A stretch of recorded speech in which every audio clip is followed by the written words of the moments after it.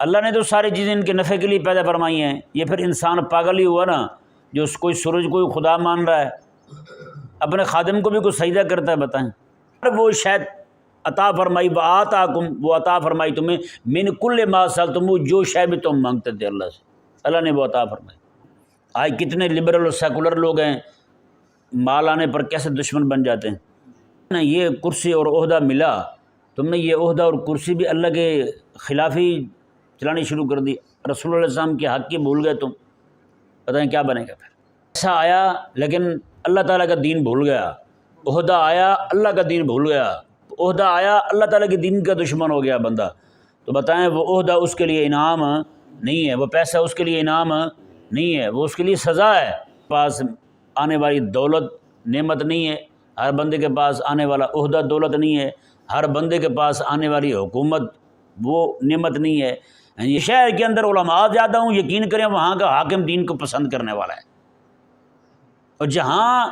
ظالم حاکم آیا نہیں وہاں سے علماء نے ہجرت شروع کی نہیں۔ رحمت کسی کسی کے لیے بنتا ہے، جیسے ممتاز قادری کے لیے بنا ہے۔ فأخرج به من الثمرات رزقا لكم وسخر لكم الفلك لتجري في البحر بأمره وسخر لكم الأنهار۔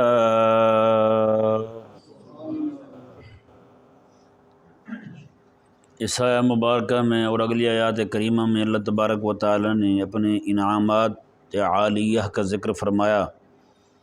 اللہ تعالیٰ نے ارشاد فرمایا اللہ الذی خلق السماوات والارض،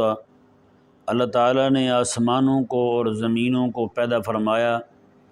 وانزل من السماء ماء، اور آسمان سے پانی اتارا، فاخرج به من الثمرات رزقا لکم، پھر اس پانی کے ذریعے تمہارے لیے پھل اگائے، اس پانی کے ذریعے تمہارے لیے زمین سے پھل نکالے، وسخر لکم الفلک لتجری فی البحر بامرہ، اور اس نے تمہارے نفع کے لیے تمہارے لیے مسخر کر دیا کشتیوں کو، لتجری فی البحر بامرہ، جو اللہ کے حکم کے ساتھ سمندروں میں چلتی ہیں، اللہ کے حکم کے ساتھ سمندروں میں چلتی ہیں۔ وسخر لکم الانہار، اور اس نے نہروں کو تمہارے قابو میں کر دیا، تمہارے لیے نہروں کو مسخر فرما دیا۔ وسخر لکم الشمس والقمر دائبین، اور اس نے تمہارے لیے سورج اور چاند کو کام پہ لگا دیا۔ دائبین، دائب کہتے ہیں کوئی شے ایک ہی عادت پر چلتی رہے، تو سورج اور چاند جو ہیں وہ بھی ایک ہی عادت پر چل رہے ہیں اور ہمیشہ سے چلے جا رہے ہیں۔ وسخر لکم اللیل والنہار، اور اللہ تبارک و تعالیٰ نے تمہارے لیے رات کو اور دن کو کام پہ لگا دیا۔ اب ان آیات کریمہ میں اللہ تبارک و تعالیٰ نے اپنے بے شمار انعامات کا ذکر فرمایا کہ آسمان اور زمین کی تخلیق جو ہے وہ بھی اللہ تبارک و تعالیٰ نے انسانوں کے فائدے کے لیے فرمائی، اور آسمان سے پانی برسنے کا بارہا بیان کیا جا چکا ہے، پانی آسمان سے نہیں برستا۔ یہ کہا جا سکتا تک حکم پانی برسنے کا آسمان سے آتا ہے، فرشتے لے کر کے آتے ہیں۔ اور دوسرا مطلب اس کا یہ لیا جائے گا کہ بارش جو ہے وہ بادلوں سے آتی ہے، اور ہر وہ شے جو سر کے اوپر ہو اسے سما کہتے ہیں عربی زبان کے اندر، کیونکہ بادل بھی سر کے اوپر ہوتے ہیں اس لیے ان کو بھی السما کہہ دیا جاتا ہے۔ پھر اللہ تبارک و تعالی نے فرمایا کہ فاخرج به من الثمرات رزقا لکم، یہ ثمرات جو ہے یہ مفعول بہ ہے اخرج فعل کا، اور رزقاً جو ہے یہ ثمرات کا بیان ہے، یعنی اللہ تبارک و تعالی نے اس کے ذریعے پھل اگائے۔ یہ صرف اکیلے پھل ہی نہیں ہے، جتنی بھی چیزیں انسان استعمال کرتا ہے وہ ساری کی ساری اسی ثمرات کے نیچے آئیں گی۔ پھر اللہ تبارک و تعالی نے اس پانی کے ساتھ تمہارے لیے بطور رزق کے پھل اگائے، اناج اگائے، ہر چیز اگائی۔ وسخر لکم الفلک، اور اس یہاں پہ یہ ذہن میں رہے فلک جو ہے یہ جمع بھی استعمال ہوتا ہے، مفرد بھی استعمال ہوتا ہے، یعنی اللہ تبارک و تعالی نے تمہارے لیے مسخر فرما دیا سورج کو، یہ اور کشتیوں کو لتجریہ فی البحر بامر، اللہ کے حکم کے ساتھ یہ سمندروں میں چلتی ہیں۔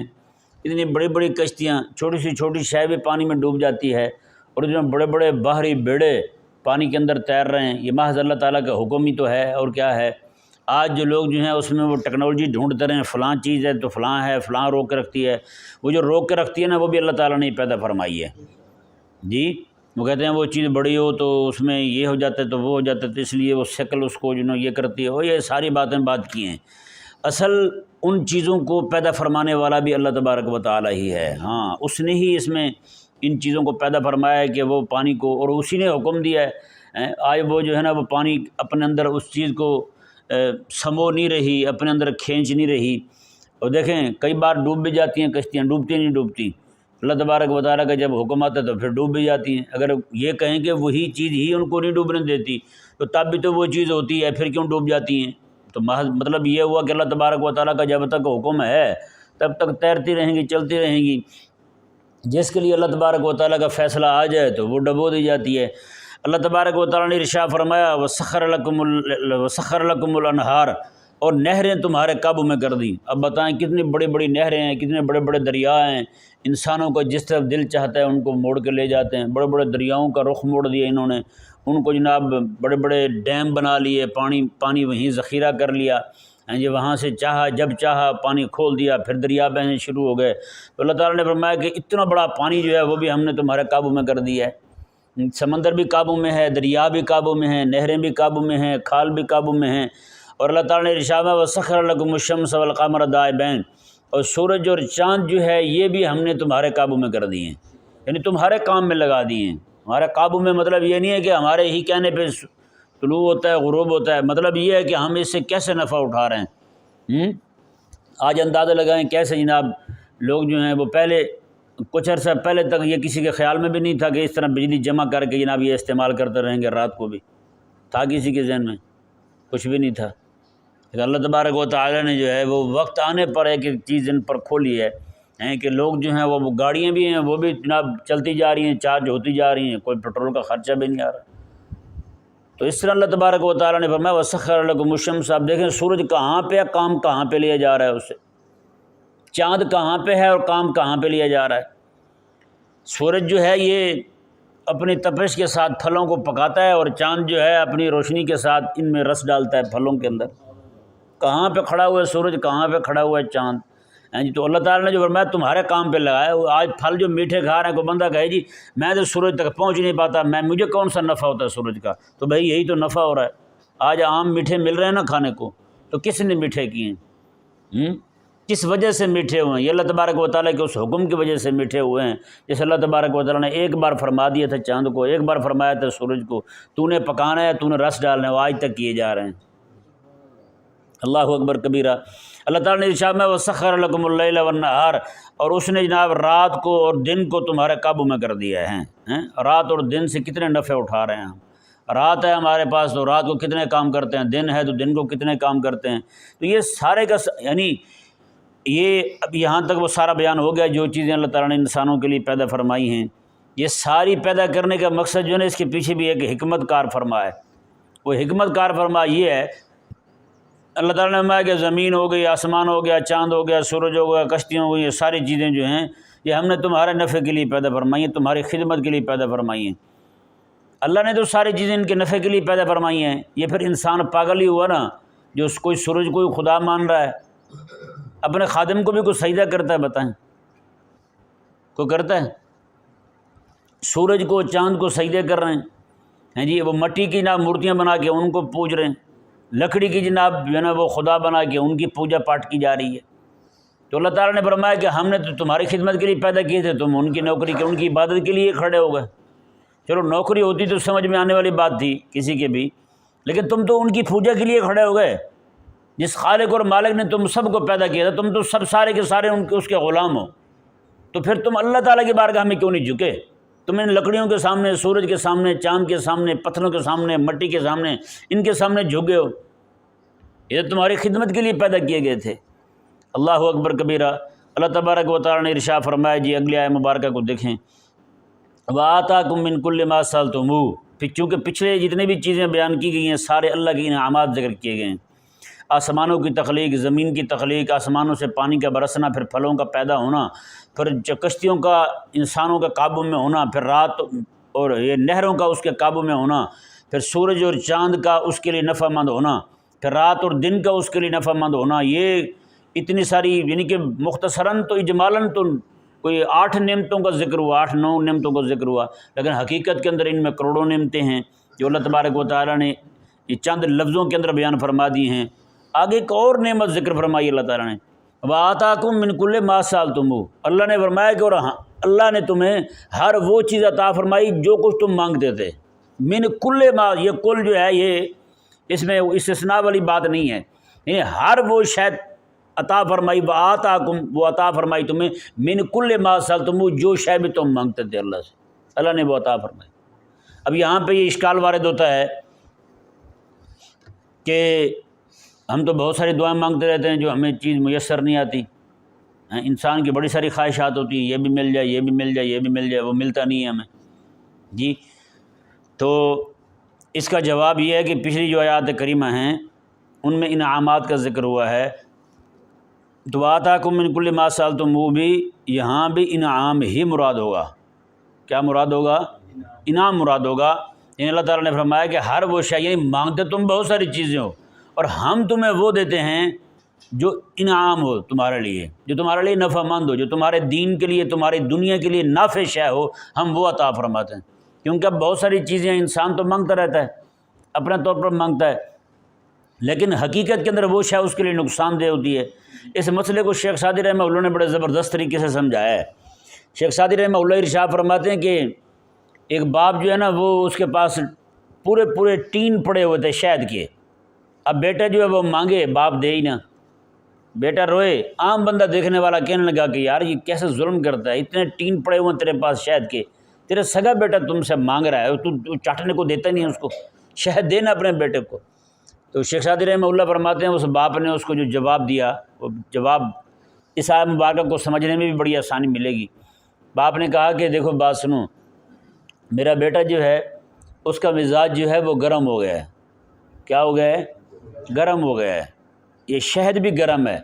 اگر میں مزید اس کو شہد دوں گا چاٹنے کے لیے، ہاں اس میں کوئی چیز ملا دی جائے تو وہ، اب ظاہری بات ہے بچے تو کسی بات پہ ضد پکڑ لیتے ہیں، تو کہتا نہیں جی مجھے تو یہی چاہیے، اب وہ شے اس کے نفع کے لیے اور نقصان کے لیے اس کو اس کے ساتھ کوئی تعلق نہیں ہوتا، لاکھ سمجھائیں اس نے کبھی بھی نہیں مانا، نہ کہا نہیں جی مجھے چاہیے یہ چیز، ہوتا یہ نہیں ہوتا، اس طرح بچے ضد کرتے ہیں۔ تو وہی بچہ جو ہے وہ ضد کیا جا رہا تھا مجھے شہد ہی چاہیے، اور وہ باپ جو ہے وہ کوئی اور شے ملا کے دیتا تو بچہ جناب اس کو پھینک دیتا، نہیں جی مجھے وہی شہد ہی چاہیے، اکیلا شہد ہی پینا ہے میں نے، یعنی اس میں پانی ڈال دیا جائے تو تاثیر اس کی تبدیل ہو سکتی ہے، اور کوئی شے ڈال دی جائے تو تاثیر بدل سکتی ہے اس کی، لیکن بچہ ضد پکڑے ہوا تھا کہ میں نے ایسے ہی چاٹنا ہے جی شہد۔ اب باپ جو ہے وہ اس کا بچے کو شہد نہ دینا، بتائیں وہ اس کے ساتھ ظلم تھا یا اس کے ساتھ احسان تھا؟ احسان ہے نا، جی بچہ چاٹتا، بچہ تو چاٹ لیتا، تھوڑی دیر کے لیے مزہ بھی آ جاتا، لیکن اس کی گرمی کے ساتھ جب مزید گرمی لگتی تو پھر تکلیف ہوتی ہے اس کو۔ تو اس لیے اللہ تبارک و تعالیٰ نے جو یہاں فرمایا نا کہ وَآتَاكُم مِّن كُلِّ مَا سَأَلْتُمُوهُ، ہر شے وہ عطا فرمائی اس نے جو تم نے مانگی، تو مطلب اس کا یہ ہے کہ جو ہر وہ چیز تمہیں عطا فرمائی یہ تمہارے لیے انعام بنتا تھا۔ جی بہت ساری مثال کے طور پر آج بندے بڑی دولت مانگتے ہیں، یا اللہ مجھے اتنا مل جائے، یہ مل جائے، وہ مل جائے، اب لیکن وہ دولت اس کو ملے، بعد میں بندے کی طبیعت میں فرعونیت آ جائے، بندہ دین کے دشمن بن جائے، دین کا ہی غلام نہ رہے، دین کا جو ہے نا وہ دین کا ہی جو ہے نا وہ وفادار نہ رہے بندہ، تو بتائیں کیا وہ مال ملنا اس کے لیے وہ انعام بنے گا؟ کبھی بھی نہیں بنے گا۔ آج کتنے لبرل اور سیکولر لوگ ہیں، مال آنے پر کیسے دشمن بن جاتے ہیں۔ جی ابھی دیکھیں یہ جو یہاں پہ ایک کیس چل رہا ہے گستاخوں کے حوالے سے، میں نے ایک دن پہلے آپ کو بتایا تھا کہ 400 گستاخ وہ پکڑے گئے ہیں جو بالکل ایسے سمجھیں کہ یقینی گستاخ تھے، حتمی گستاخ تھے، جنہوں نے نعوذ باللہ ثم نعوذ باللہ من ذالک اپنے گندے پانی قرآن پہ بہائے ہوئے ہیں۔ ایسے کمینے لوگ، ڈی این اے ٹیسٹ ان کے 100% درست نکلے ہیں جی، آج ان کو بچانے کی بات ہو رہی ہے، آج پاکستان میں ان کے حق میں تحریک چل رہی ہے۔ بتائیں جب سے ان کے حق میں فیصلہ آیا ہے تب سے وہ دھمالیں ڈال رہے ہیں، ناچ رہے ہیں، ڈانس کر رہے ہیں۔ پتہ ہے نا یہ کرسی اور عہدہ ملا، تم نے یہ عہدہ اور کرسی بھی اللہ کے خلاف ہی چلانی شروع کر دی، رسول اللہ علیہ السلام کے حق کی بھول گئے تم، پتہ نہیں کیا بنے گا پھر۔ تو یہ جو ہے نا پیسہ آیا لیکن اللہ تعالیٰ کا دین بھول گیا، عہدہ آیا اللہ کا دین بھول گیا، عہدہ آیا اللہ تعالیٰ کے دین کا دشمن ہو گیا بندہ، تو بتائیں وہ عہدہ اس کے لیے انعام نہیں ہے، وہ پیسہ اس کے لیے انعام نہیں ہے، وہ اس کے لیے سزا ہے۔ ہاں اس لیے بندہ مومن کو چاہیے کہ وہ کوئی چیز مانگ رہا ہے اس کو نہیں مل رہی وقتی طور پر، تو وہ اللہ تبارک و تعالیٰ کی بارگاہ سے بدگمان نہ ہو، بلکہ اللہ تعالیٰ کی رضا پر راضی رہے، اور یہ کہ مولا جو تو نے عطا فرما دیے میرے لیے وہی فائدہ مند بھی ہے، سود مند بھی ہے، وہی میرے لیے نافع ہے بس۔ اور یہ کرنا کہ جناب کوئی چیز ہاں وہ مانگ رہا ہے تو مانگتے رہے، مانگنے میں کوئی حرج نہیں۔ ایک بزرگ رحمہ اللہ فرماتے ہیں کہ میں دعا مانگ رہا ہوں اللہ تعالیٰ سے 20 سال ہو گئے، وہ چیز مجھے مل بھی نہیں رہی اور میں اللہ تعالیٰ کی رحمت سے مایوس بھی نہیں ہو رہا، وہ چیز مل بھی نہیں رہی مجھے اور مایوس بھی نہیں ہو رہا، مطلب ہے کہ مانگے جا رہا ہوں، یعنی اللہ تعالیٰ اگر وہ چیز جو میں مانگ رہا ہوں وہ میرے لیے نافع نہیں ہے تو اس کے بدل میں اللہ تعالیٰ جو نافع ہوگی وہ عطا فرما دے گا، اگر اللہ تعالیٰ وہ بھی نہ دے اس کے بدل بھی نہ دے تو کم از کم یہ دعا جو میں مانگ رہا ہوں یہ تو عبادت بن رہی نا رب کی بارگاہ میں، قیامت والے دن اس کا اجر اور صلہ تو ملے گا ہی نہیں ملے گا مجھے۔ تو اس لیے بندہ مومن جو ہے وہ ہر حال میں نفع ہی نفع میں ہے۔ کریمہ کا صلی اللہ علیہ وسلم ارشاد فرماتے ہیں قیامت کے دن بندہ مومن جو ہے وہ اس کو اللہ تبارک و تعالیٰ کی طرف سے ڈھیروں پہاڑوں جتنی نیکیاں ملیں گی، وہ کہے گا مولا میں نے تو یہ نیکی کی نہیں تھی، اللہ تعالیٰ فرمائے گا کہ یہ تیری وہ دعائیں ہیں جو تو وہاں مانگتا تھا، ہم تیرے لیے اس آج کے دن کے لیے جمع کرتے رہے۔ کتنا بڑا اجر ہے یار، کتنا بڑا انعام ہے۔ تو آج جو بندے بات بات پہ بدگمان ہو جاتے ہیں ان کو کیا پتہ ہے وہی چیزیں تیرے لیے، تیرا مزاج بھی گرم اور شاید کا مزاج بھی گرم، خالق اور مالک جو تجھے بچا رہا ہے کہ تیرے اندر مزید گرمی نہ آ جائے۔ ہاں جی گرمی مطلب یہ کہ تو دین سے دور نہ ہو جائے، اللہ تبارک و تعالیٰ تجھے بچا رہا ہے، تیرے لیے نفع مند ہے، وہ چیز جس کو تم مانگ رہا ہے وہ تیرے لیے نقصان دہ ہے، اس لیے اللہ نے بچایا تجھے۔ میرے آقا علیہ السلام نے ارشاد فرمایا کہ جب تم دعا مانگتے ہو تو اپنے ہاتھوں کو اپنے منہ پہ پھیر لیا کرو، جو چیز مانگ رہے ہو وہ یہاں ملے یا وہاں ملے، اللہ تعالیٰ تمہارے ہاتھوں کو خالی نہیں جانے دیتا، اللہ تعالیٰ خاص نور تمہارے ہاتھوں پہ ڈال دیتا ہے، لہذا وہ تم ہاتھ اپنے منہ پہ پھیر لیا کرو۔ بتائیں تو اس لیے جو ہے نا یہاں پہ ہر بندے کو اس آیت مبارکہ نے واضح کر دیا، ہر بندے کے پاس آنے والی دولت نعمت نہیں ہے، ہر بندے کے پاس آنے والا عہدہ دولت نہیں ہے، ہر بندے کے پاس آنے والی حکومت وہ نعمت نہیں ہے۔ اگر وہ عہدہ وہ دولت وہ مال جو ہے اللہ تعالیٰ کے دین کے خلاف استعمال ہو رہا ہے تو یقین کریں وہ بندے کے لیے انتہائی نقصان دہ بات ہے۔ یعنی آج تو وہ گستاخ جو ہیں وہ تو راضی ہو جائیں گے،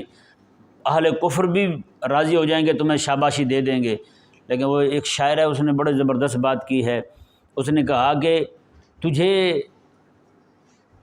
گرجے والے چرچ والے وہ دہشت گرد کہہ دیں یہ ٹھیک ہے،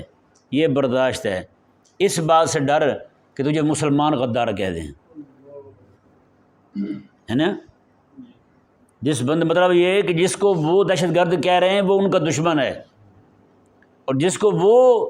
مسلمان جس کو غدار کہیں تو آپ یقین کر لیں سیدھا یہ کو یہود و نصارہ کا وہ یار ہے وہ تو پھر بتائیں بدنامی کس میں زیادہ ہے؟ کافر دشمن کہے اس میں بدنامی ہے یا مسلمان ہی اس کو غدار کہیں؟ مسلمان جس کو غدار کہیں، مسلمانوں کا جو غدار نکلے۔ آج تک میر جعفر اور میر صادق کے نام جو ہے نا کیوں جناب اچھے طریقے سے نہیں لے جاتے؟ انہوں نے مسلمانوں سے غداری کی ہے، یہاں کی جو حکومت تھی مسلمانوں کی انگریزوں کے ساتھ مل کے اس حکومت کو توڑ دیا، اتنے اتنے شیر جوانوں کو شہید کروایا انہوں نے، راتوں کو جاسوسیاں کرتے تھے، کافروں کو مخبریاں کرتے تھے جناب یہ بندہ ہے یہ بندہ یہ بندہ تمہارے خلاف لڑ رہا ہے۔ بعد میں ان کے ہاتھ کیا ہے یہ تاریخ کا حصہ ہے۔ ابن القمی نام کا جو بندہ تھا جس نے خلافت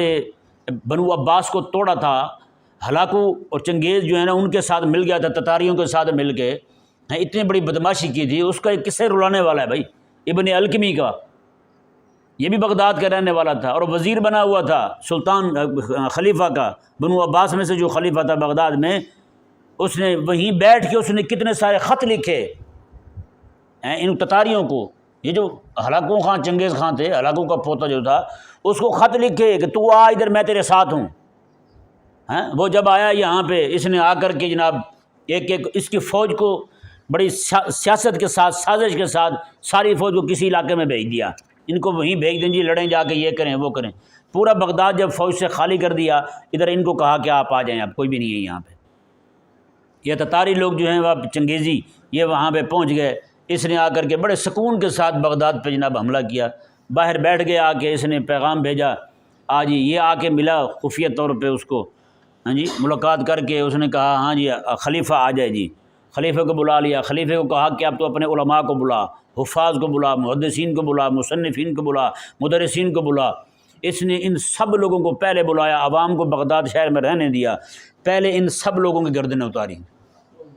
خلیفہ کو یہیں باندھ کے رکھا ہوا ہے، خلیفہ بندھا ہوا ہے، بتائیں ایسے سکون کے ساتھ باندھ دیا۔ ایک بندے نے ایسی غداری کی کہ پوری ملت کا جناب ناک کاٹ کے رکھ دیا، ابن القمی نے، اور وہ تھا کون؟ میر جعفر اور میر صادق کے عقیدے کا بندہ تھا، یعنی رافضی تھا وہ بھی۔ ایک بندے نے پوری خلافت کا جناب